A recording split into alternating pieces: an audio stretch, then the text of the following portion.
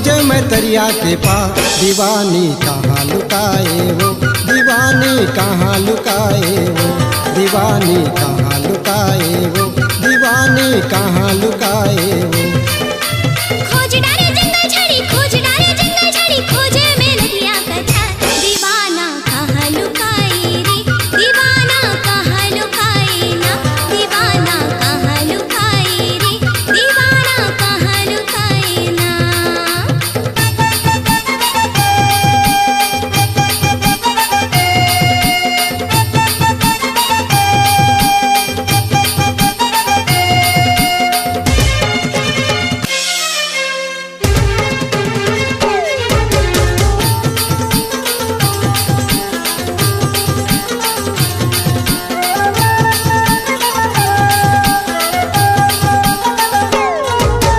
कहाँ लुकाए और हृदय के मैना, आँखी में नींद नहीं सूखे न चैना।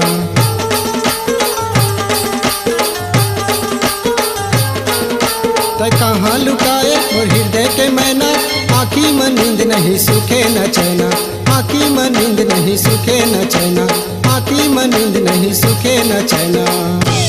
औ बैहा हो के तोर माया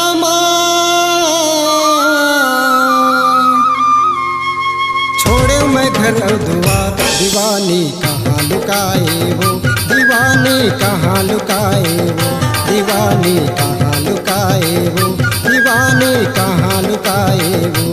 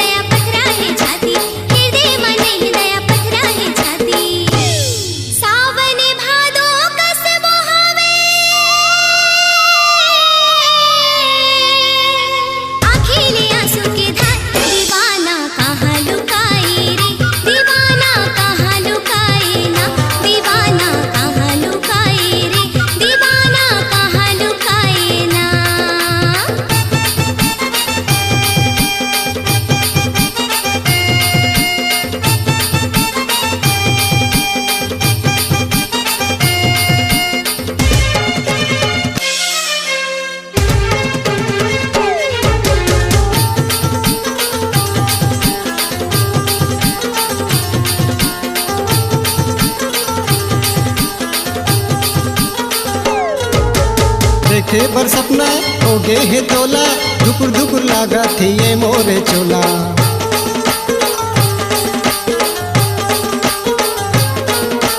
देखे बर सपना हो गे है तोला, धुकुर धुकुर लागा थी ये मोरे चोला, धुकुर धुकुर लागा थी ये मोरे चोला, धुकुर धुकुर लागा थी ये मोरे चोला। दुख अंतस के ते नहीं जाने,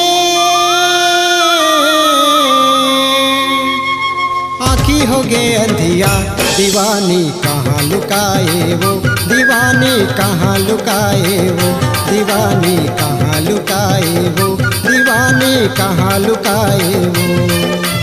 खोज डाले जंगल झाड़ी, खोज डाले जंगल झाड़ी, खोजे मैं नदिया का धार, दीवाना कहाँ लुकाए रे, दीवाना कहाँ लुकाए ना, दीवाना कहाँ लुकाए रे, दीवाना कहाँ लुकाए ना। खोज डारे गाँव बस्ती, खोज डारे गाँव बस्ती, खोजे मैं दरिया के पार, दीवानी कहाँ लुकाए वो, दीवानी कहाँ लुकाए वो। दीवाना कहाँ लुकाए रे, दीवाना कहाँ लुकाए ना, दीवानी कहाँ लुकाए वो, दीवानी कहाँ लुकाए वो। दीवाना कहाँ लुकाए रे, दीवाना कहाँ लुकाए ना। छत्तीसगढ़ी गीत संगीत की नई पहचान, टीसी म्यूजिक। छत्तीसगढ़ की संस्कृति, छत्तीसगढ़ के गीत संगीत की अपनी पहचान। TC music. छत्तीसगढ़ी लोक कला मंच नंगरिहा कुर्सी पार गेट भिलाई की प्रस्तुति कॉलेज वाली टूरी, जिसे अपने मधुर स्वरों से सजाए हैं सजीवन दास टंडन, माधव साहू, सुकृत दास मानिकपुरी, संतोषी दीवान, किरण यादव। गीतकार हैं सुकृत दास मानिकपुरी, सोनूराम भारती, जिसे संगीत से सजाए हैं संतोष कुमार साहू। आज ही ले आइए कॉलेज वाली टूरी। कार्यक्रम हेतु संपर्क करें सुकृत दास मानिकपुरी। मोबाइल नंबर 7587186076 और 8085545495।